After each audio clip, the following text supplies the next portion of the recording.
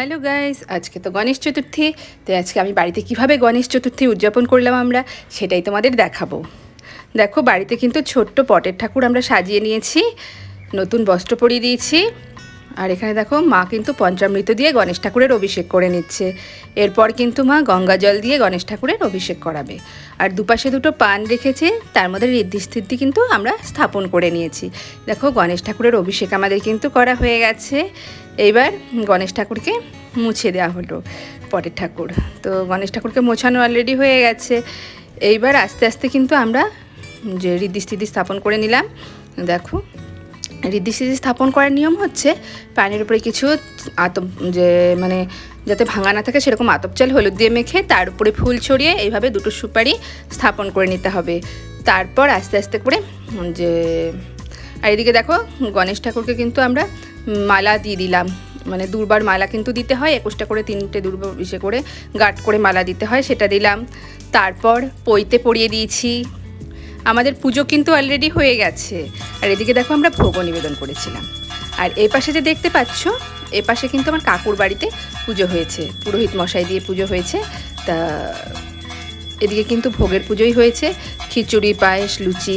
আর দেখো, এখানে মোদক রয়েছে, মোদক কিন্তু আমি বানিয়েছিলাম, আমার ঘরেও কিন্তু আমি মোদক বানিয়ে দিয়েছি। আর এদিকে দেখো, পুরোহিত মশাই খুব সুন্দর করে কিন্তু পুজো করে নিচ্ছেন। তা তোমরা দেখতে থাকো ব্লগটা, আশা করছি তোমাদের প্রত্যেকের ভালো লাগবে।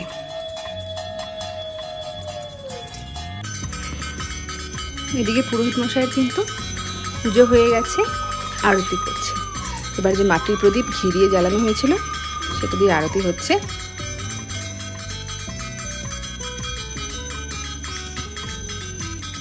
এবার আরতি শেষ হলেই কিন্তু আমাদের অঞ্জলিটা হয়। তো এইভাবে দেখুন, পুরোহিত মশাই কিন্তু আস্তে আস্তে পুজোর সব নিয়মকানুন কিন্তু শেষ করেছেন। আর আমাদেরও কিন্তু অলরেডি অঞ্জলি দেওয়া হয়ে গেছে, দেখতেই পাচ্ছেন। আর দেখুন কি সুন্দর লাগছে ঠাকুরটা। আছে কিন্তু আমি এভাবে উদযাপন করলাম, আমার ঘরেও পুজো দিয়েছি, তারপরে কাকুর ঘরেও কিন্তু খুব সুন্দরভাবে পুজো হলো। তো এইভাবেই কিন্তু আমি গণেশ চতুর্থীর দিনটা কাটালাম। এরপরে আমি একটু বাইরে গেছিলাম, তো সেখানেও কিন্তু খুব সুন্দরভাবে গণেশ ঠাকুর দর্শন করে নিলাম।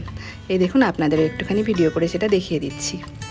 এরকমভাবে প্যান্ডেল করা ছিল, আর অলরেডি গণেশ পুজো হয়েও গেছে।